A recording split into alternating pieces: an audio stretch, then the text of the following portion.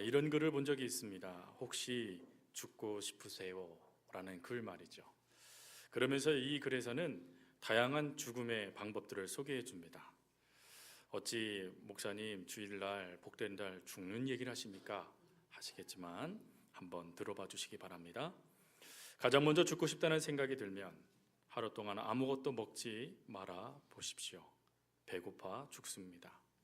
죽지 않았다면 앞서 하루 동안 못 먹었던 음식을 쌓아놓고 다 먹어보십시오. 배 터져 죽습니다. 이것도 안 되면 하루 동안에 아무 일도 하지 말아 보십시오. 심심해 죽습니다. 그래도 안 죽으면 자신을 힘들게 하는 일에 맞서서 2배로 일을 해 보십시오. 힘들어 죽습니다. 그래도 안 죽으면 500원만 투자해서 즉석 복권을 사십시오. 그리고 긁지 말고 바라만 보십시오. 당신은 곧 궁금해서 죽을 겁니다. 그래도 죽지 않는다면 마지막 방법입니다. 홀딱 벗고 거리로 뛰쳐나가 보십시오. 특별히 사람들이 많이 다니는 길일수록 좋습니다.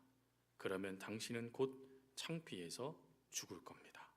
이상의 방법으로도 죽을 수 없다면 아직은 자신이 이 세상에서 할 일이 남아있다라는 이유일 것입니다. 라는 글입니다. 어떠세요? 여러분들은 이 땅 가운데 아직 해야 될 일들이 많이 남아있다라는 것을 믿으십니까? 그것을 성경은 사명이라고 하죠. 즉 하나님께서 우리를 부르신 목적이 있다라는 것입니다. 물론 그럼에도 불구하고 종종 성도님들이 저에게 그런 말씀을 하세요. 목사님 죽지 못해 삽니다.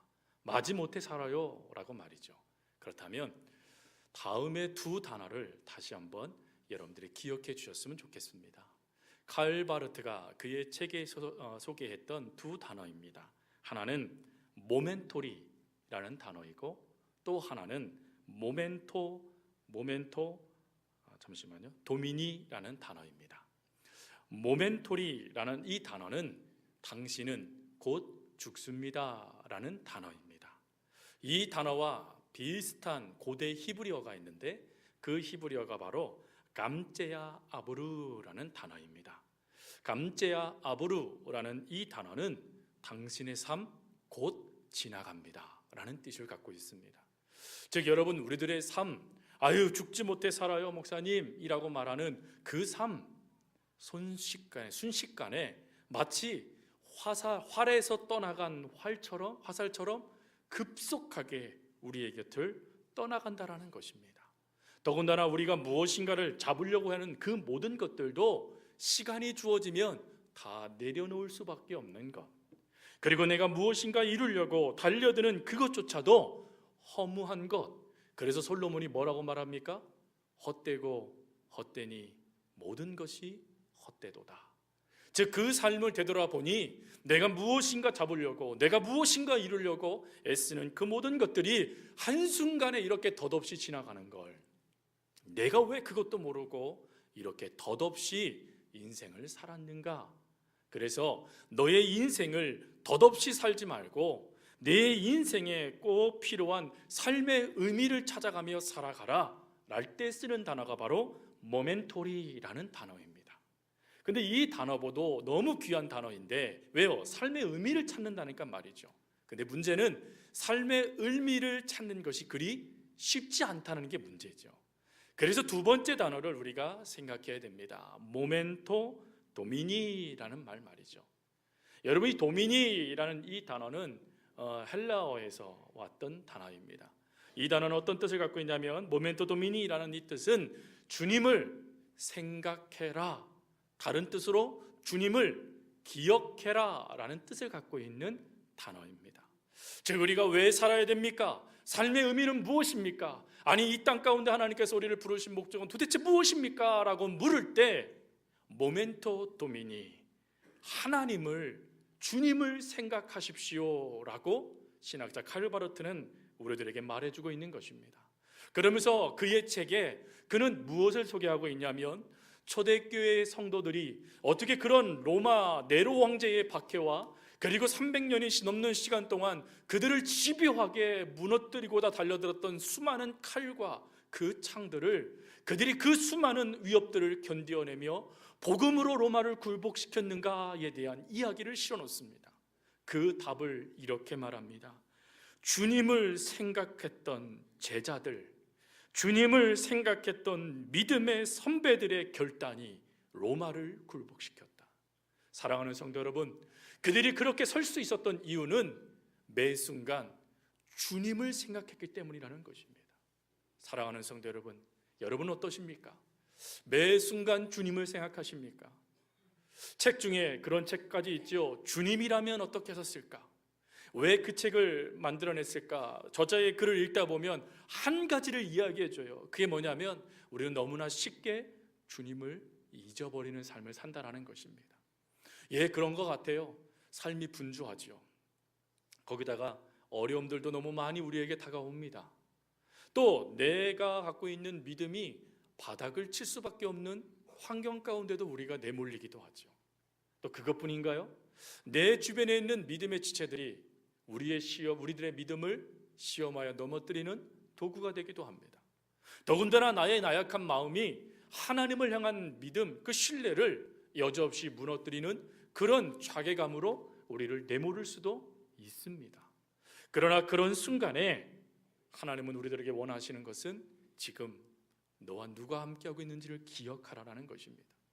즉 지금 너에게 함께하고 있는 이가 누구신지, 지금 내 삶 가운데 너를 이끌어 주시는 이가 누구신지, 그리고 지금도 여전히 너와 함께 하시며 하나님의 사랑을 베풀고 그리고 앞으로도 내 삶 가운데 함께 하실 이가 누군지를 하나님은 기억하기를 원하신다라는 것입니다.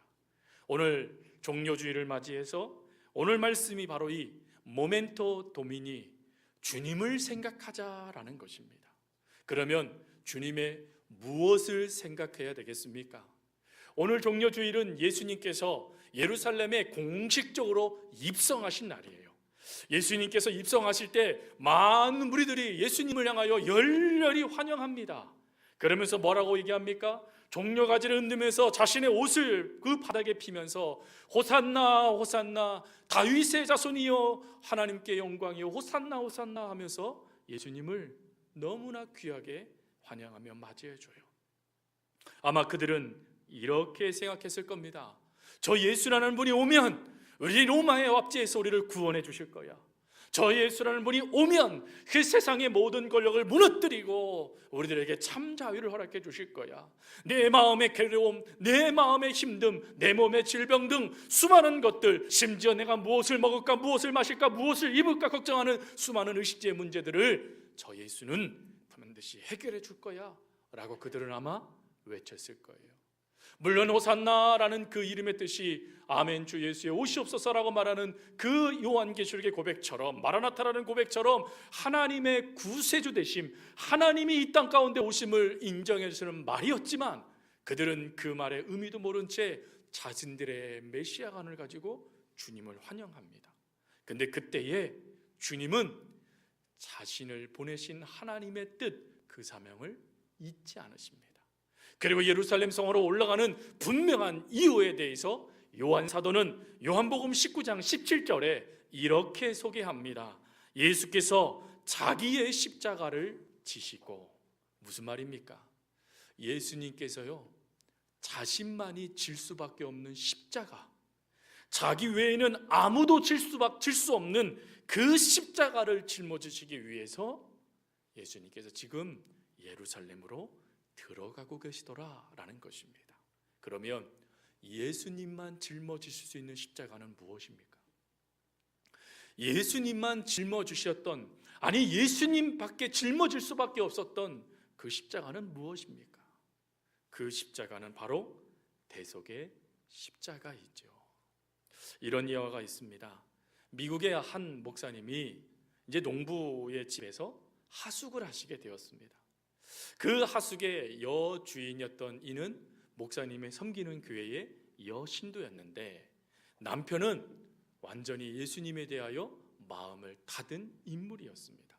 그러다 보니 늘 이 여주인은 목사님한테 기도 제목을 내어놓습니다. 목사님, 제 남편이 예수님을 믿게 해주세요. 제 남편이 예수님을 믿을 수 있도록 예수님 목사님 기도해 주시고 좀 이끌어 주세요 라는 그런 부탁의 글이었죠. 목사님은 그 글과 그 상황을 바라보면서 한시도 쉬지 않고 하나님 앞에 기도하였습니다. 하나님, 저 농부를 회심할 수 있는 상황을 저에게 허락해 주십시오. 근데 어느 날 하나님은 그 기회를 허락해 주셨습니다. 농부가 어느 날 아침 목식사를 막 끝내셨던 목사님을 닭장으로 인도해 갑니다. 그리고는 닭장에서 그 어미가 그 둥지에서 새끼를 품고 있는 그 모습을 보여주면서 막대기 하나를 목사님에게 들려줍니다. 그리고는 이렇게 말을 해요. 목사님, 저 둥지 아래에 있는 저 암탉을 이 막대기로 건드려 보세요. 그 농부가 말했던 말이었기 때문에 뭐 그냥 아무 생각 없이 목사님은 막대기를 들고 그 어미닭이 새끼 병아리를 품고 있는 그 상황에 어미닭을 툭 건드렸습니다. 그랬더니 어미닭이 옆으로 툭 쓰러지는 거였습니다. 놀라하는 목사님에게 농부는 이렇게 말합니다. 저 어미닭의 머리에 상처를 보십시오. 족제비라는 놈이 그 몸에서 피를 다 빨아먹었는데도 그놈이 새끼들을 잡아먹을까 봐 꼼짝도 하지 않고 그대로 죽은 것입니다 라고 이야기를 합니다. 그러자 목사님은 번뜩 성령님의 지혜가 넘쳐나기 시작했습니다. 그리고 성령님께서 그에게 말씀을 넣어주었죠. 그리고는 목사님은 이렇게 이야기합니다. 오, 저것이 바로 그리스도와 같습니다. 예수 그리스도는 십자가의 모든 고통을 참으셨습니다. 예수님은 움직일 수도 있었고 십자가에서 내려와 자기 생명을 구원할 수도 있었으나 그렇게 되면 당신과 나는 멸망받을 수밖에 없기 때문에 예수님은 물과 피를 우리를 위하여 다 쏟으셨습니다 라고 이야기했다라는 것입니다. 그 순간에 농부는 암탉과 예수님의 그 이야기를 들으며 또 암탉의 모습을 보며 자기가 왜 예수를 믿지 않았는지에 대하여 깨닫게 되어졌고 그 순간에 무릎을 꿇고 예수 목사님한테 세례를 받고 예수님의 제자가 되었다라고 합니다. 사랑하는 성도 여러분, 예수님은 능히 십자가의 모든 고통을 피하실 수 있으셨습니다. 예수님은 능히 십자가에서 내려오라 라고 말하는 사람들의 그 조롱, 그 비아냥에 즉시 내려와서 그들을 한순간에 죽이실 수 있으셨던 분이셨습니다. 그런데 저와 여러분들을 사랑하셔서 저와 여러분들의 삶 가운데 가득 웅크리고 있는 죄악의 문제를 해결하시기 위해서 예수님은 피를 다 쏟으셨다라는 것입니다. 바로 저와 여러분들을 위해서 말입니다. 사실 하나님이 처음에 우리 인간을 만드셨을 때 하나님은 우리를 바라보면서 뭐라고 말씀하셨냐면 보시기에 힘이 좋았더라 라고 말씀하시며 너무 기뻐하셨습니다. 더군다나 에덴 동산에서 아담과 하와와 거니시는 것을 기뻐하셨습니다. 그러나 사람들이 아담과 하와가 죄악 가운데 예수님을 배반해 버려요. 하나님을 선택하며 그 사랑에 따라 삶을 살아가야 될 이들이 하나님의 사랑을 저버리며 원수인 마귀의 편에 서서 마치 자기가 하나님이 되어지는 것처럼 착각 가운데 하나님을 버려버리는 배신의 역사들을 나타나게 되어졌습니다. 그 결과 인간에게는 고통이 찾아왔고 하나님과의 관계는 끊어지기 시작했으며 우리 삶에는 저주의 삶, 저주의 인생이 될 수밖에 없었습니다. 그러다 보니 남자들은 땀을 흘려 먹을 것을 구해야 됐었고 여인들은 해산의 고통을 겪어야 됐으며 땅은 가시나 엉겅퀴를 내어 그 땅을 척박하게 만들었고 짐승들은 사나워졌다라는 것입니다. 그러나 처음에 에덴 동산의 모습을 이사야 선지자는 이렇게 말하지요. 독사골의 아이들이 손을 넣어도 물지 않는 것, 사자와 어린 양이 함께 뛰놀 수 있는 것, 그것이 천국이었다라는 것입니다. 그러나 인간의 죄로 말미암아 하나님을 향한 불신으로 말미암아 사람도 동물도 자연도 저주받는 인생이 되어지고 말았다라는 것입니다. 어느 분이 이런 말씀을 하시더라고요. 왜 이 땅에 많은 사람들이 이렇게 악합니까? 왜 사람을 그렇게 쉽게 죽이고 그렇게 분열하고 다투고 시기하고 질투하고 배반하며 왜 형제의 난들이 그렇게 많이 일어납니까? 라고 이야기합니다. 그럴 때 세상은 이렇게 말하죠. 세상 탓이라고.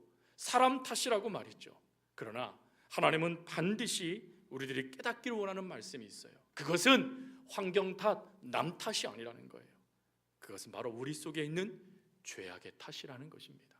즉 죄가 우리와 인간과 인간의 관계도 깨뜨릴 뿐만 아니라 하나님과 우리 사이의 관계도 깨뜨려버리고, 그리고 이 땅에 많은 모든 질서, 하나님의 창조 질서조차도 깨뜨려버리는 그런 엄청난 죄악이 되었다라는 것입니다. 이런 죄악을, 이런 죄 가운데 있는 우리들을, 영원히 저주받을 수밖에 없는 우리들을 우리 하나님은 포기하실 수가 없으셨습니다. 그래서 우리 주님은 마치 탕자의 비유, 아버지의 사랑장에 나와 있는 말씀처럼 우리들을 기다리시고 기다리시며 우리가 다시 하나님 품으로 돌아오기를 바라시며 끊임없이 우리를 사랑해 주시겠다라고 말씀하시며, 그리고는 그 때가 참에 우리를 위하여 예수 그리스도를 보내주신 분이 바로 하나님 아버지이십니다. 여러분, 예수 그리스도의 십자가는 무능력한 십자가가 아니에요. 이 십자가는 두 가지를 충족시키는 십자가입니다. 하나는 하나님의 사랑을 충족시키는 거예요.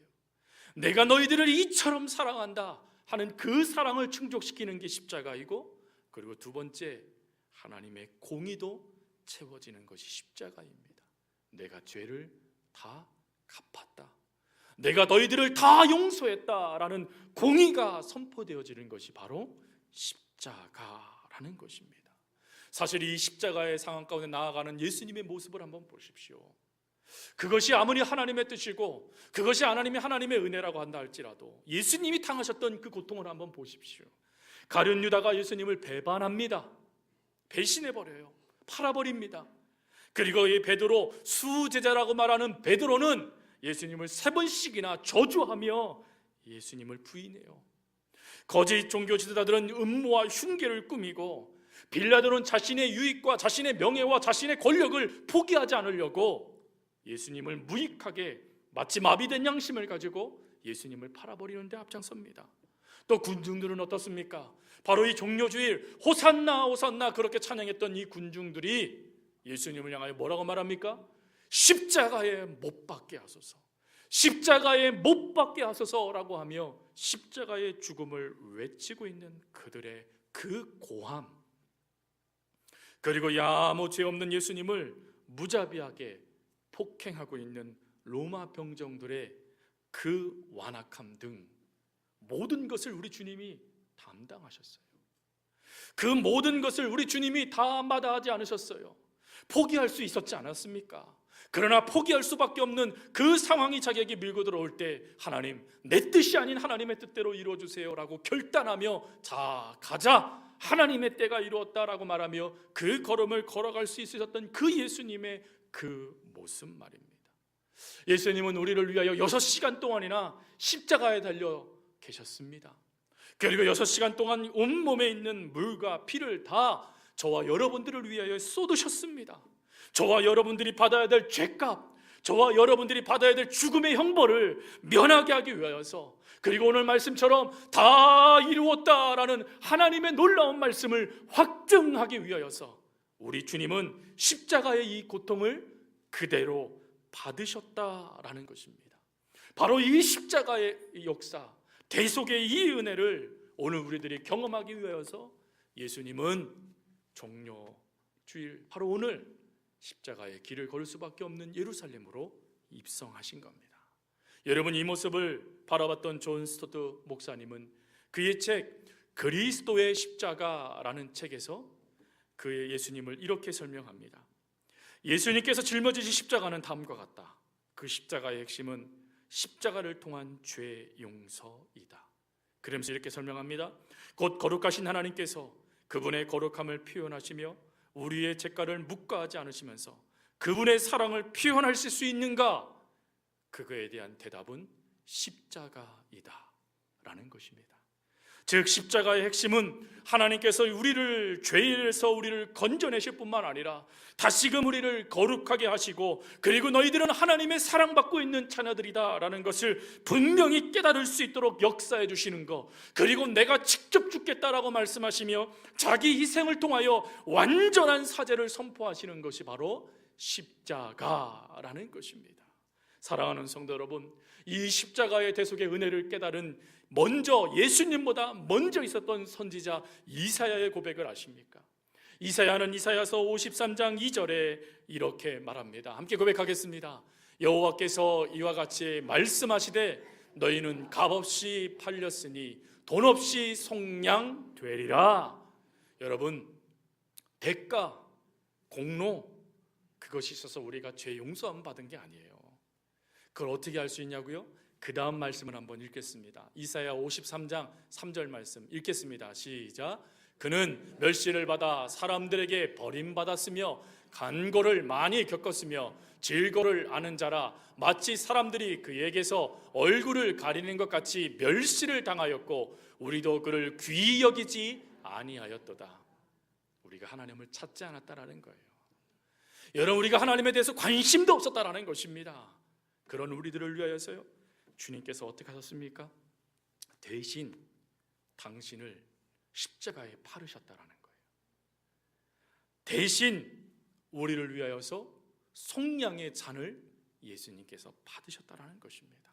그래서 그 다음 이사야 53장 3절 하반절 4절 5절 말씀에 이사야는 이런 말을 합니다. 그는 실로 우리의 질고를 지고 우리의 슬픔을 당하였거늘 우리를 생각하기는 그는 징벌을 받아서 하나님께 맞으며 고난을 당한다 하였노라. 그가 찔림은 우리의 허물을 인함이요 그가 상함은 우리의 죄악을 인함이라. 그가 징계를 받음으로 우리가 평화를 누리고 그가 채찍에 맞음으로 우리가 나음을 입었도다. 사랑하는 성도 여러분, 예수님께서 대신 대속의 잔을 맞아주시고 마셔주시고 또 담당해 주심으로 말미암아 오늘 저와 여러분들은 허물에서 사함을 받게 됐고 죄악에서 건짐을 받게 됐고 평화를 누리게 됐으며 그리고 온전히 하나님의 자녀로 세워지게 된 것을 여러분 믿으십니까? 바로 그 대속의 은혜를 오늘 하나님은 생각하라라고 말씀해 주신다는 것이죠.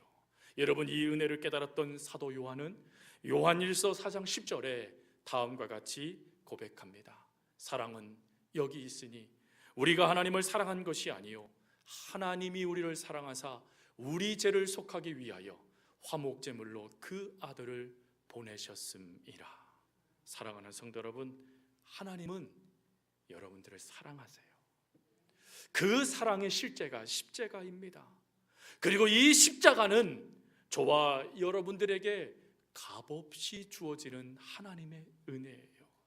여러분, 우리가 무엇인가 해서 이 십자가의 은혜를 받을 수 있다고 생각하지 마십시오. 내가 이렇게 살아야 하나님은 나에게 십자가의 은혜를 더해줄 거라고 생각하지 마십시오. 값없이 하나님은 우리들에게 이 은혜를 허락하여 주셨다라는 것입니다. 그 은혜 가운데 오늘 우리 저와 여러분들은 살아가고 있습니다. 그 은혜 가운데 저와 여러분들은 오늘도 숨을 쉬며 하나님의 자녀로서 살아갈 수 있게 되어진 것입니다. 어느 겨울날 한 여인이요 죽어가는 외아들을 위하여서 포도를 구하기 시작했습니다. 의원이 말하기를 포도의 그 열매를 즙을 짜서 아이의 입에 넣어주면 아이가 살아난다는 말을 듣고 한 겨울에 여인은 포도를 구하기 위해서 온 동네 온 나라를 찾아 헤매기 시작했습니다. 그러다가 여인의 눈에 궁궐 담벼락에 탐스럽게 열려져 있는 포도송이를 보게 됩니다. 그는 즉시 궁궐을 향하여 달려갑니다. 그리고는 궁궐에 있는 경비병에게 말을 합니다. 제가 이 돈으로 이 포도나무를 포도 열매를 사고 싶으니 저에게 포도를 팔아 주십시오. 그러자 경비는 말합니다. 아니요, 이것은 팔 수 없습니다. 그러자 이 여인은 눈물을 흘리며 재차 요구합니다. 제가 제 전 재산이라도 드릴 테니 이 포도를 저에게 파십시오. 제 이 포도주를 제가 다려야 그래야 아이에게 먹이게 되고 그래야 아이가 살 수 있습니다라고 애걸합니다. 그러나 경비는 아주 단호하게 말합니다. 그럴 수 없습니다. 이 모습을 창가에서 바라봤던 공주가 이 여인을 부릅니다. 그리고는 여인을 향하여 이렇게 말합니다.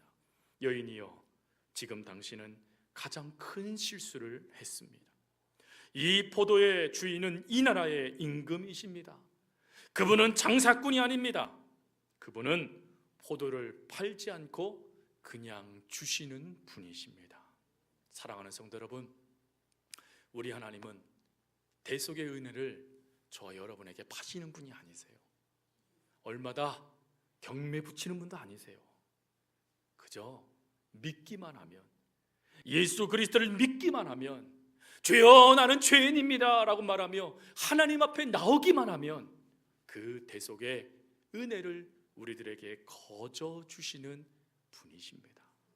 그 분을 기억하십시오. 그리고 이번 한 주를 살아가면서 정말 우리를 사랑하시는 그 사랑, 자기의 희생으로 끝까지 우리를 포기하지 않으셨던 그 은혜를 깊이 묵상하며 주님 앞에 믿음으로 그 걸음을 걸어갈 수 있는 우리 사랑하는 성도님들 다 되어줄 수 있기를 주님의 이름으로 부탁드립니다.